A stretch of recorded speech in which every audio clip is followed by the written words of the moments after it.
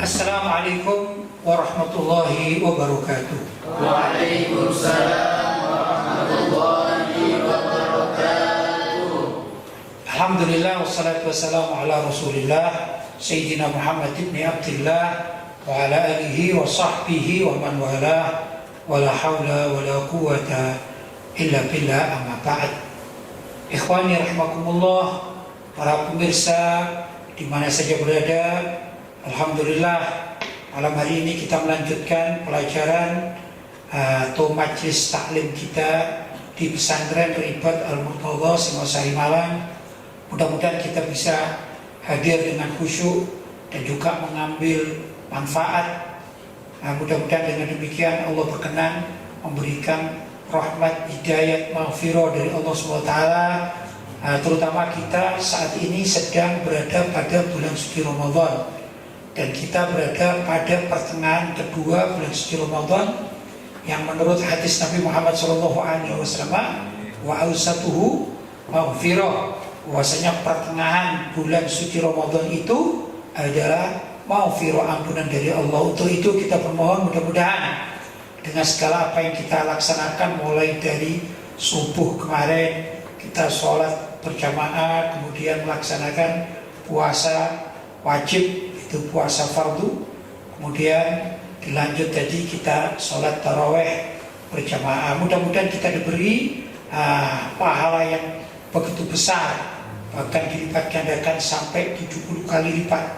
Tapi ada juga kita tadi itu melaksanakan puasa, sesungguhnya orang yang berpuasa itu bisa menyehatkan, sebagaimana dalam sabda Nabi Muhammad SAW, sumu tasihhu, hendaklah kalian berpuasa maka kalian akan mendapat kesehatan.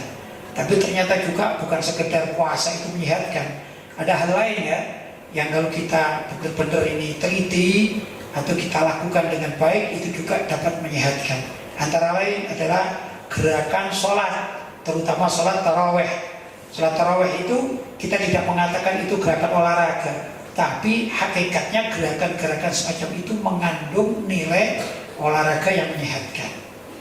Karena itu kita bermohon mudah-mudahan di bulan suci Ramadan ini kita mendapatkan kesehatan yang sempurna dari Allah Subhanahu wa Ta'ala. Allahumma amin. Untuk itu mari kita malam hari ini membaca sedikit atau mengupas sedikit tentang pentingnya sholat taraweh yang bisa menyehatkan badan kita. Mudah-mudahan dengan berkat sholat taraweh semakin sehat badan kita, di samping jadi kita sudah puasa seharian suntuk. Saya persilakan. Bismillahirrahmanirrahim. Sholat tarawih yuk biar sehat. Upaya membersihkan diri di bulan suci Ramadan dari banyaknya hal-hal negatif yang telah dikerjakan selama 1 tahun adalah hal yang sangat istimewa dan patut untuk dikejar oleh setiap jiwa yang mengaku sebagai umat Nabi Muhammad SAW. Ya maklum, jadi kalau kita di bulan suci Ramadan itu kan 1 bulan suntuk ya, itu termasuk pembersihan diri dari berapa waktu? 11 bulan kita ini dalam 1 tahun. 11 bulan itu berbagai macam apa yang kita lakukan. Kemudian bulan suci Ramadan ini ibarat pembersihan diri. Lanjut. Di samping banyaknya janji pahala yang dipersiapkan oleh Allah bagi umat Islam yang merasa senang untuk menghidupkan ibadah di bulan suci Ramadan, tentu banyak pula pelajaran kemanusiaan yang dapat diambil dari amalan yang difardukan maupun disunahkan bagi umat Islam di bulan suci Ramadan. Ya, maksudnya amalan difardukan ya puasa. Itu yang kedua adalah sholat fardu 5 waktu ya. Tapi yang disunahkan banyak. Orang mau sedekah boleh, itu namanya disunahkan juga di bulan suci Ramadan. Orang mau iktikaf juga di masjid-masjid atau tempat-tempat sholat ya. Ini juga termasuk amalan sunnah. Kemudian juga mengaji Al-Quran yang sering diperdengarkan oleh setiap jiwa, atau juga di malam hari ada tadarusan ya. Tadarusul Quran ini juga termasuk amalan sunnah. Termasuk juga sholat taraweh. Ini adalah amalan-amalan sunnah yang membawa berkah. Lanjut. Di samping sebagai ibadah wajib kepada Allah di bulan Ramadan, puasa pada hakikatnya juga adalah upaya pengistirahatan sejenak bagi anggota tubuh, khususnya pada alat pencernaan yang selama 1 tahun tidak pernah berhenti melayani kepentingan nafsu perut. Ya, namanya perut ini 1 tahun tidak ada berhentinya, pagi, siang, malam. Yang diperlukan aja kebanyakan orang mewajibkan diri sendiri makan itu 3 kali sehari. Ini mayoritas masyarakat begitu. Yaitu sarapan, makan siang, dan makan malam. Walaupun ada juga sebagian orang hanya mengambil 2 waktu, yaitu sarapan sama makan sore, gitu ya. Tapi ngemilnya ini tidak berhenti-berhenti, minumnya nggak berhenti. Jadi bisa dikatakan 24 jam ya, atau paling tidaklah 12 jam dalam sehari itu manusia itu terus mengolah menjadikan ini perut ini, ma'idah perut ini sebagai hal atau alat anggota tubuh yang selalu bekerja, begitu ya. Rupanya ini perlu istirahat. Ya, kalau bisa diistirahatkan, maka pada bulan suci Ramadan itulah sedikit ada istirahat dari tugas perut, agar tidak terlalu tegang, begitu ya. Dalam seumur hidup ada istirahatnya. Itulah puasa. Lanjut. Sholat tarawih di samping menjadi ciri khas ibadah sunnah di bulan Ramadan yang tidak dimiliki oleh bulan-bulan lainnya, tentu juga ada nilai-nilai yang perlu dikaji oleh umat Islam, minimal dalam tinjauan dunia kesehatan misalnya. Maka banyaknya jumlah rakaat sholat tarawih dapat juga dijadikan alternatif olahraga tubuh yang menyehatkan. Tentunya tidak salah Nabi Muhammad SAW bersabda, "Sumu tasihhu," berpuasalah, niscaya kalian akan sehat. Ya, gabungan antara puasa di siang hari yang dikatakan sebagai alat untuk menyehatkan menurut sabda Nabi Muhammad SAW, "Sumu tasihhu," berpuasalah kalian agar kalian sehat. Karena apa tadi? Ada istirahat dari pekerjaan perut ini ya, yang dikerjakan oleh perut ini. Nah, subhanallah, ada juga gerakan sholat, yaitu sholat tarawih. Tentu yang namanya gerakan olahraga, kita tidak mengatakan sholat tarawih itu olahraga, tidak. Tapi kalau kita berpikir bahwa olahraga itu semakin banyak gerakannya kan semakin baik, ya. Akulah senam misalnya ya, senam. Kalau hitungan orang senam cuma 1, 2 selesai, ya kurang baik. Umumnya justru mengambil berapa? 10 kadang-kadang, 8, 10, 4, 1, 2, 3, 4, 1, 2, 3, 4, 1, 2, 3, 4, kan begitu ya. Dan lain sebagainya. Semakin banyak gerakannya juga artinya nilai kesehatannya semakin baik, kan begitu. Demikian juga salat tarawih. Kalau para ulama salaf terdahulu ada yang mengamalkan salat tarawih itu sampai 40 rakaat ditambah witir 3 kali. Luar biasa. Ini tentu lebih sehat gerakannya daripada yang mengambil berapa? 20 rakaat ditambah witir 3 rakaat. Ya. Dan tentu orang yang melaksanakan salat tarawih 20 rakaat ditambah witir 3 rakaat jauh lebih manfaat dari segi kesehatan dibanding orang yang mengerjakan 8 rakaat ditambah 3 rakaat, yaitu menjadi 11 rakaat. Orang yang mengamalkan sholat witir, orang yang mengamalkan sholat tarawih dan witir 11 rakaat jauh lebih sehat, lebih baik manfaatnya, lebih banyak manfaatnya dibandingkan orang yang hanya sholatnya itu misalnya ngambil sekedar aja. Aku mau sholat tarawih tapi ya ikut cuma 4 rakaat lah terus pulang. Pasti yang lebih banyak akan lebih mendapatkan fadilah atau keutamaan, paling tidak dalam bab ini adalah kesehatan, begitu dan seterusnya ya. Lanjut. Untuk itu Nabi Muhammad SAW sendiri tidak pernah membuat batasan tertentu tentang jumlah rakaat sholat tarawih.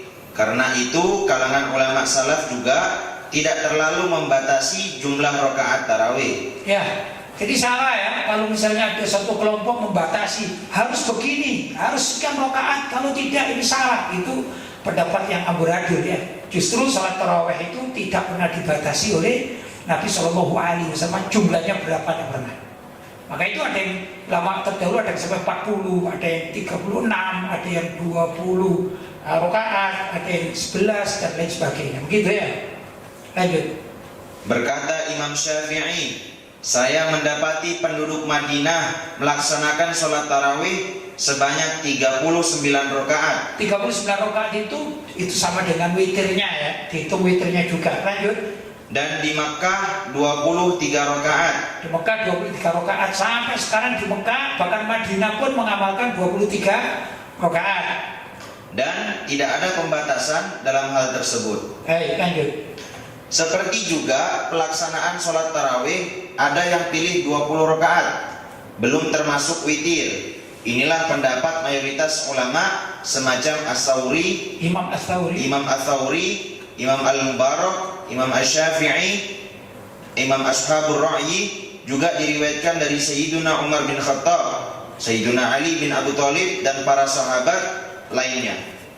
Bahkan pendapat ini adalah menjadi kesepakatan atau ijma' para sahabat. Ya, ijma' para sahabat itu mengatakan bahwa sholat tarawih yang paling sering dikerjakan oleh mereka adalah 20 rakaat ditambah 3 rakaat, hasilnya adalah 23 rakaat. Itu yang disepakati oleh banyak pihak ya.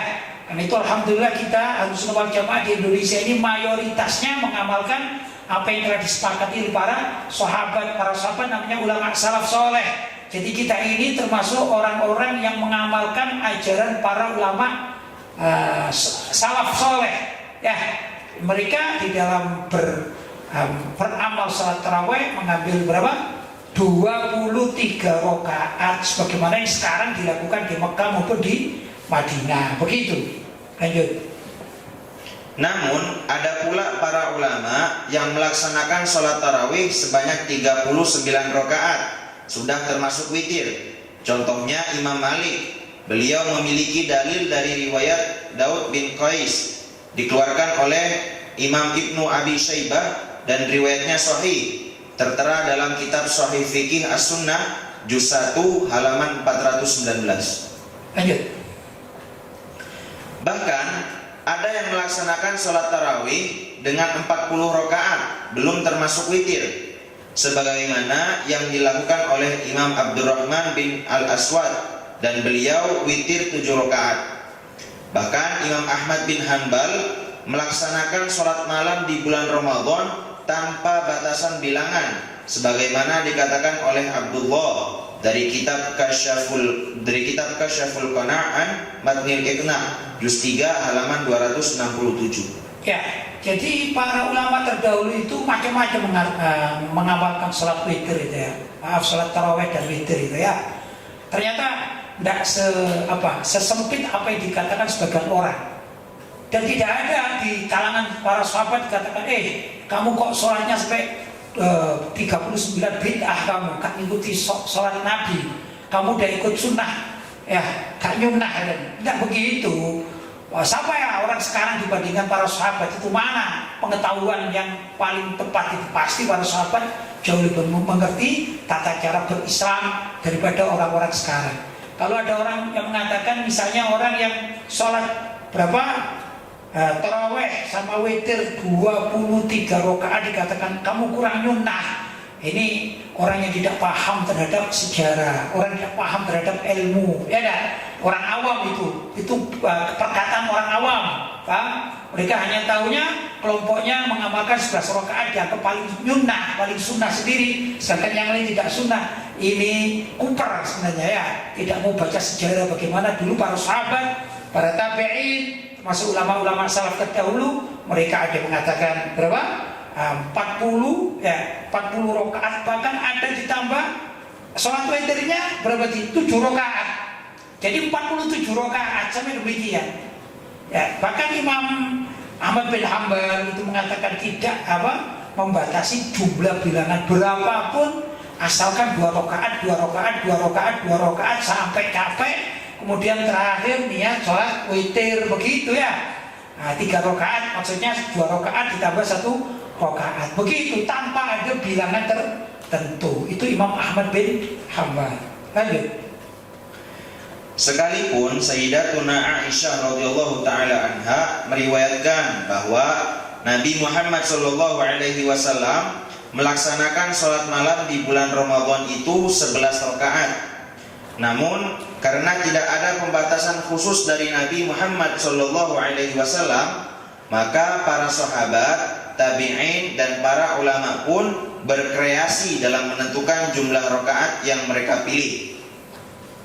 Hal ini mereka lakukan karena urusan sholat tarawih bukanlah perintah wajib, namun hanyalah urusan ibadah sunnah. Ya, sebenarnya sholat tarawih itu namanya bukan sholat tarawih, nggak ada namanya. Nabi Muhammad itu melaksanakan sholatul lail, sholat malam di bulan suci Ramadan. Jadi namanya saja bukan dari Nabi sholat tarawih. Dan Nabi tidak pernah membatasinya, tidak ada batasan.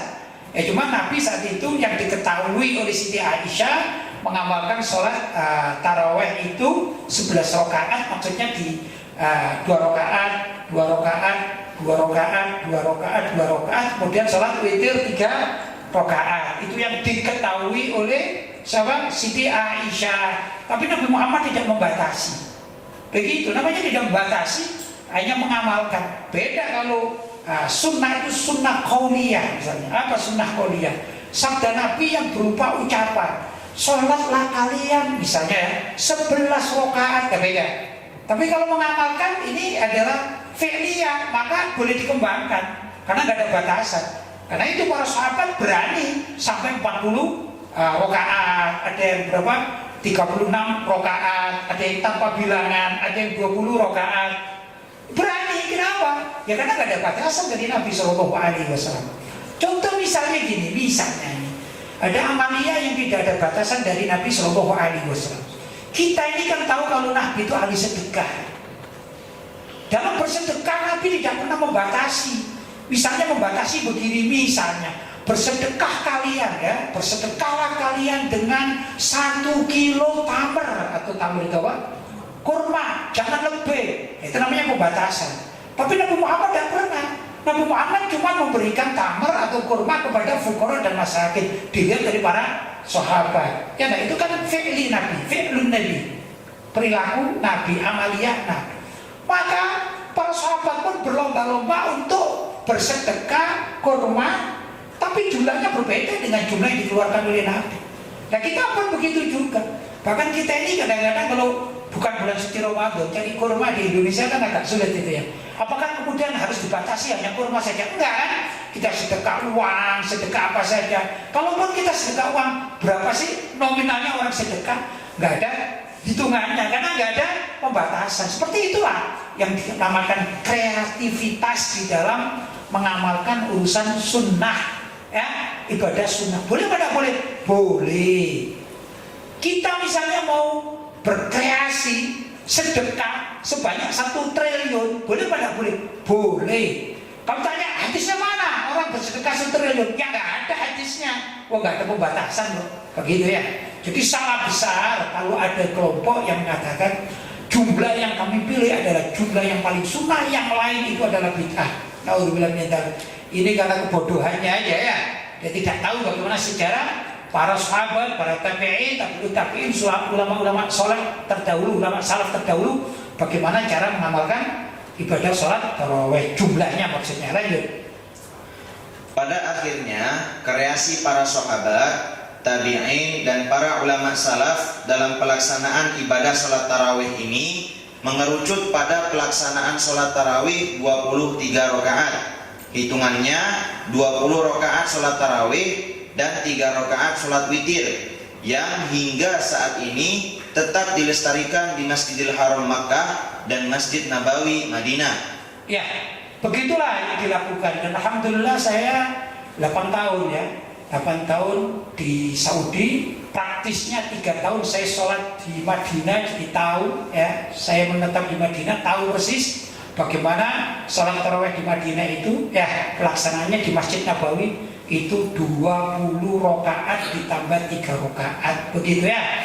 Kemudian saya pindah ke Mekah, dan di Mekah berapa? 5 tahun. Otomatis saya juga tahu persis bagaimana pelaksanaan sholat tarawih di Mekah Al-Mukarramah, maksudnya Masjidil Haram, itu juga menganut versi yang 20 rakaat tambah 3 rakaat. Begitu. Ini yang disepakati oleh ulama seluruh dunia. Cuman kadang-kadang aneh. Sebagian mukimin yang ada di Indonesia, ya, atau dari Indonesia, dulu waktu di Mekah atau di Madinah, mungkin di sana, mungkin waktu belajar di kampus-kampus, atau juga waktu mereka ini di tempat-tempat yang lain, tapi ada di Mekah. Dan tidak ada di seluruh dunia, atau maaf, di seluruh wilayah Mekah atau Saudi ini yang mengamalkan sholat 11 rakaat itu nggak ada. Di masjid-masjid manapun itu mayoritasnya ya itu mengamalkan mengikuti atau kiblatnya kiblat Al-Masjidil Haram Mekah maupun Madinah. Nah, yaitu mengamalkan berapa? 23 rakaat. Yang aneh sebagian dari mukimin-mukimin itu kemudian pulang ke Indonesia. Setelah di Indonesia, ternyata sebagian mereka ini mengamalkan 11 rakaat. Minta korting lah, minta diskon gitu ya. Dari 23 menjadi 11 rakaat. Wah, dengan berbagai macam dalil. Kan aneh ini ya. Jadi kalau kiblatnya itu ulama-ulama Saudi, itu mestinya tetap berapa? 23 rakaat. Kalau kita kiblatnya siapa? Apa ulama Saudi? Tidak harus. Kiblat kita adalah ulama salaf Ahlussunnah wal Jamaah yang mayoritas mengamalkan berapa? 23 rakaat. Lanjut. Dengan bukti pelestarian jumlah 23 rakaat sholat tarawih ini merupakan pertanda para ulama itu benar-benar memperbolehkan pengamalan bid'ah hasanah dalam urusan ibadah sunnah, sekalipun tidak dicontohkan secara langsung oleh Nabi Muhammad SAW. Ya, kalau berita dari Siti Aisyah, Nabi Muhammad kan mengamalkan berapa? 11 rakaat ya. Tapi ada juga di para sahabat yang tidak sependapat dengan Siti Aisyah di dalam bab ini, ya boleh-boleh saja. Itu kan ikhbar. Namanya ikhbar, bukan perintah, bukan amr, tapi ikhbar, penghabaran dari Siti Aisyah ya. Dengan para sahabat radhiyallahu ta'ala mengamalkan yang berapa? 23 rakaat. Tapi bukan berarti kemudian yang dilakukan oleh para sahabat itu dikatakan bid'ah dhalalah sesat, enggak. Justru inilah yang dikatakan bid'ah hasanah, bid'ah yang sangat baik. Kalaupun Nabi mengamalkan 11 rakaat, tapi para sahabat mengamalkan berapa? 23 rakaat. Dan tidak ada ingkar di kalangan para sahabat. Kenapa? Ini urusan sudah masalah. Bukan suatu hal yang perlu diperuncing itu, enggak. Gitu di kalangan para ulama. Ya sudah diterima begitu. Lanjut. Bahkan nama sholat tarawih itu sendiri bukan istilah dari Nabi Muhammad SAW. Dinamakan tarawih likathratil istiraha, karena banyak istirahatnya. Sedangkan Nabi Muhammad SAW konon hanya mengatakan sholatul lail, sholat malam di bulan Ramadan. Penamaan sholat tarawih ini juga termasuk bid'ah hasanah yang diterima oleh umat Islam seluruh dunia. Ya, penamaan sholat tarawih karena bukan petunjuk dari Nabi, maka bisa diistilahkan sebagai penamaan yang bid'ah, tapi bid'ahnya bid'ah hasanah. Ya, dan ini diterima oleh seluruh dunia sampai sekarang. Kamu sholat tarawih berapa? Saya 11 rakaat. Tarawih apa sholat malam? Ya sholat malam sholat tarawih. Kok bisa tarawih? Dari mana itu? Apakah ada hadis namanya sholat tarawih? Enggak ada. Berarti ngarang sendiri dong. Bukan petunjuk dari Nabi. Ya juga ya. Nah, ini namanya bid'ah tapi hasanah ya.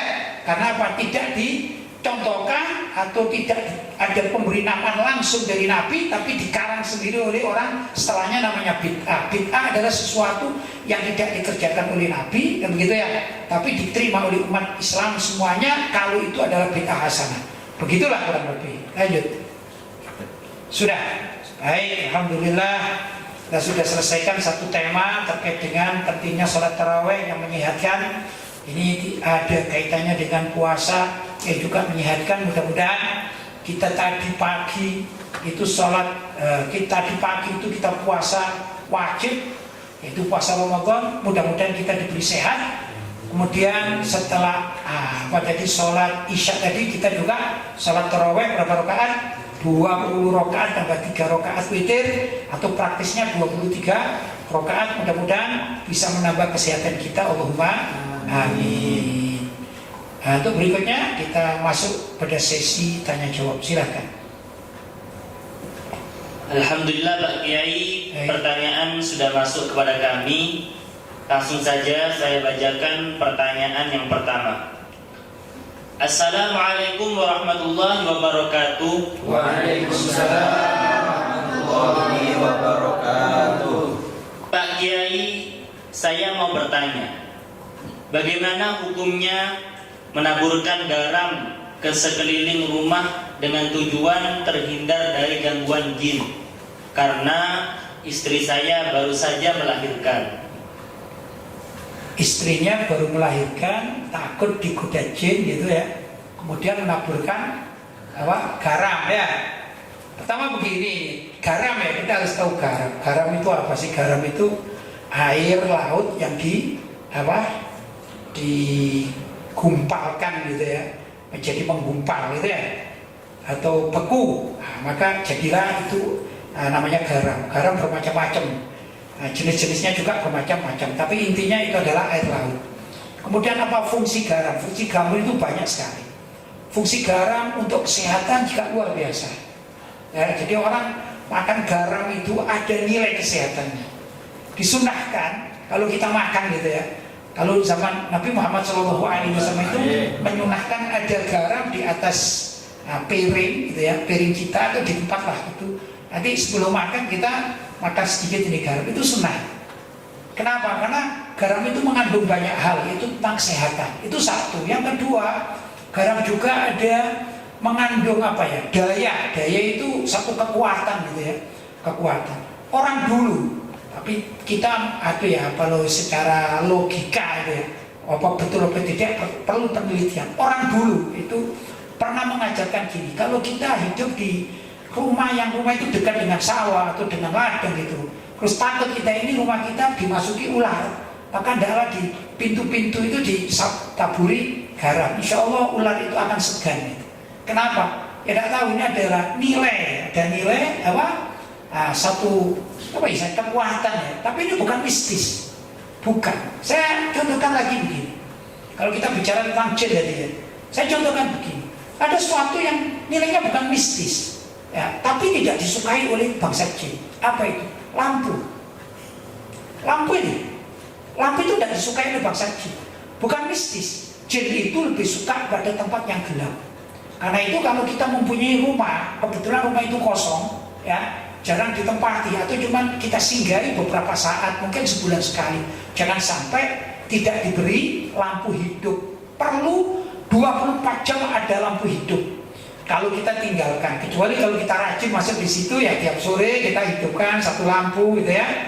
Tapi kalau kita malas, mungkin tempatnya jauh barangkali gitu ya, maka hendaklah ada lampu yang hidup bila perlu 24 jam. Biar apa? Biar jin-jin tidak betah di situ. Ini bukan mistis, tapi sesuatu yang tidak disukai oleh jin. Paham ya? Sekali lagi, kita tidak bicara mistis. Saya bukan ahlinya kalau bicara mistis ya. Maka saya amati atau saya cermati pertanyaan ini, apakah berbau mistis atau tidak. Menurut saya tidak. Menurut saya tidak. Garam itu diyakini oleh sebagian ilmuwan mempunyai daya-daya yang dayanya itu juga tidak disukai oleh bangsa jin. Begitu. Contoh lagi misalnya begini, ada gula, ada semut, ya kan? Rasa itu bukan mistis. Nah, rasa itu ya luar biasa. Kalau kita naruh sesuatu yang manis di satu tempat, maka yang akan datang semut. Dan ini punya daya. Daya apa itu? Daya rasa manis itu mempunyai aroma. Itu maksud saya aroma itu ya. Yang aroma itu semut yang di situ nggak ada sebelumnya, mungkin jauh sepojok sana. Tapi karena ada aroma gula, akhirnya dia akan mengumpul di sini. Namanya aroma. Ya. Garam itu tidak disukai oleh semut. Karena itu nggak ada semut datang pada garam, kecuali semut nyasar namanya ya. Kalau semut yang normal, dia tidak akan datang ke tempat garam. Kenapa? Ada aroma yang tidak sukai. Demikian juga kita ya, ikhwan, ada sekali itu namanya kapur ajaib. Ya, kapur ajaib itu tidak tahu banyak dari apa. Kemudian kalau kita letakkan atau kita gariskan di suatu tempat, maka semut tidak suka karena aromanya menyengat. Paham ya? Jadi makhluk ini, karena jin juga makhluk, semut juga makhluk kan begitu ya.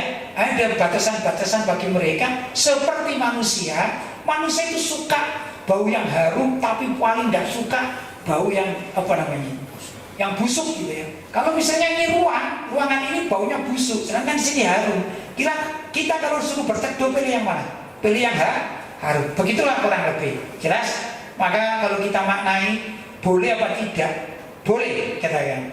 Kalau tadi istrinya dalam keadaan hamil dia takut diganggu jin misalnya ya, boleh dia taburi garam di sekitar mana yang diperlukan atau diyakini bahwa itu tempatnya lalu lalang jin, boleh jadinya.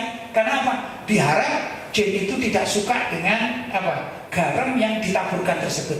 Ini bukan mistis, dan ini pekerjaan bukan pawang ya, bukan pawang hujan itu, bukan ya. Kalau pawang itu mistis, kalau ini bukan. Menaburkan garam itu karena garam termasuk zat yang tidak disukai oleh jin. Itu masalahnya, paham ya? Jadi hukumnya menjadi boleh, kecuali yang tidak boleh. Dia justru meyakini dengan adanya penaburan garam, maka saya akan mampu mendatangkan jin dan aku akan minta bantuan agar janinku dijaga oleh jin. Nah ini justru tambah nggak boleh ya. Bisa-bisa minta bantuan jin, bisa syirik. Nah, kalau tadi justru mengusir jin, maunya begitu. Boleh apa tidak boleh? Boleh. Menurut saya begitu. Paham? Lanjut pertanyaan yang kedua Pak Kiai. Baik. Assalamualaikum warahmatullahi wabarakatuh. Waalaikumsalam warahmatullahi wabarakatuh. Pak Kiai, saya mau bertanya. Ada orang wakaf ke masjid 1 set alat sholawatan. Bagaimana hukumnya? Ini sholawatan maksudnya orang kita terbang itu hadro ya, alat hadro ya. Terbang kata kita orang Jawa Timur bilang terbang ya. Baik. Bagaimana hukumnya jika alat tersebut digunakan di luar masjid untuk kegiatan masyarakat Hari Besar Islam atau ada hajatan warga sekitar? Matur nuwun Pak Kiai. Wassalamualaikum warahmatullahi wabarakatuh. Waalaikumsalam warahmatullahi wabarakatuh. Pertama kita harus tahu masjid. Masjid itu apa sih? Masjid itu dikatakan sebagai rumah Allah. Yaitu yang memiliki Allah. Nggak ada manusia satupun yang memiliki masjid, nggak ada. Kalau namanya masjid, ya kan? Kalau itu dinamakan masjid berarti rumah Allah. Begitu ya. Kalau namanya musola itu ada musola pribadi, seperti kita punya tempat kita namakan musola, itu bukan. Tapi namanya masjid sudah diikrar masjid berarti menjadi rumah Allah.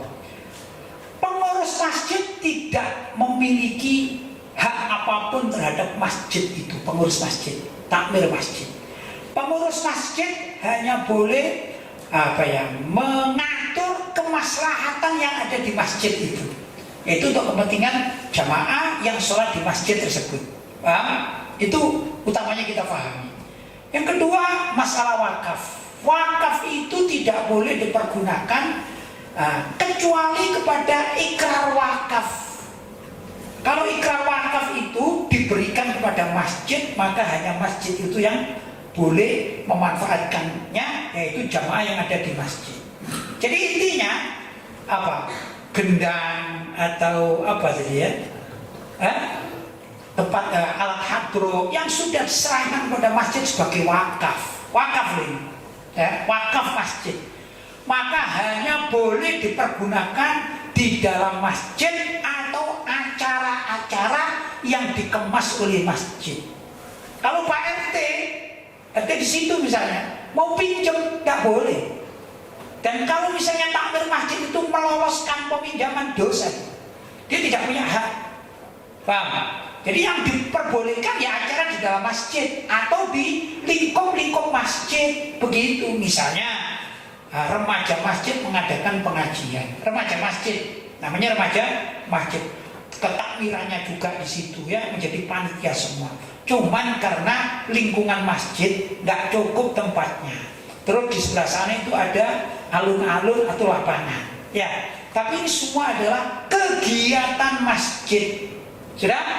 Dan semua orang tahu bahwa ini adalah kegiatan masjid, cuman karena ini daya tarik pembicaranya luar biasa sehingga diperkirakan membludak, maka jamaah ini dipindah ke satu tempat yang lebih luas. Tapi tetap ibarat ditulis ini takmir masjid yang mengadakan, takmir masjid jamek, jelas-jelas ya mengadakan ini, maka boleh Mas ya.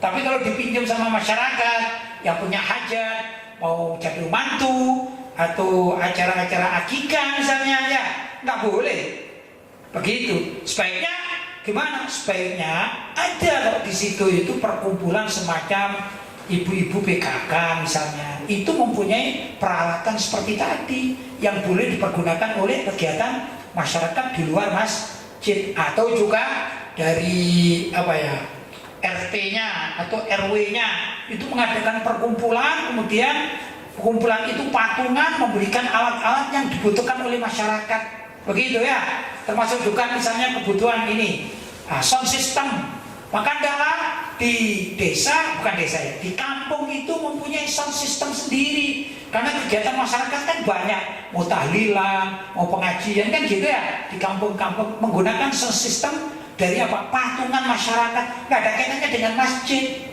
Masjid dia sudah memiliki masjid begitu, karena apa? Ada nilai wakaf tadi.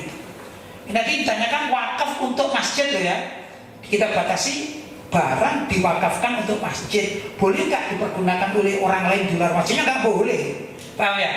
Jadi saran saya, masyarakat itu kalau sudah mempunyai perkumpulan maka belilah sesuatu yang memang dibutuhkan oleh masyarakat, sound system misalnya. Terus kalau memang di situ ada remajanya yang suka memainkan hadro, ya belilah dari KRT itu yang dipergunakan untuk masyarakat, dipinjam-pinjam begitu ya.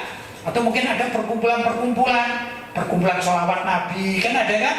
Itu yang milik mereka yang diperkenankan. Karena apa? Kalau kita nego pada pimpinannya, mau pinjam ya, oke pinjam ya, nggak apa-apa gitu. Tapi jangan punya masjid, jelas. Karena hukum masjid itu jelas sekali, itu adalah hak milik Allah SWT, bukan milik siapapun ya, kecuali milik Allah. Gak ada yang namanya orang yang bisa mentasarruf atau mewakili perizinan Allah, itu nggak ada. Ya, masuk juga barang masjid nggak boleh dijual beli. Tak boleh, kenapa? Hak masjid, begitu. Paham? Ada lagi? Sudah? Alhamdulillah, malam hari ini kita selesaikan majelis ta'lim kita, yaitu majelis pesantren Ribat Al-Murtadha Singosari Malang. Mudah-mudahan majelis kita ini terus diberkahi oleh Allah SWT, khususnya dalam mengisi kehidupan kita pada bulan suci Ramadan, terutama di malam hari setelah sholat tarawih. Mudah-mudahan Allah menerima amal ibadah kita ini dan melipat gandakan pahalanya serta mengampuni segala dosa kita, terutama di bulan suci Ramadan. Hadza wal afu minkum. Wassalamualaikum warahmatullahi wabarakatuh. Waalaikumsalam warahmatullahi wabarakatuh.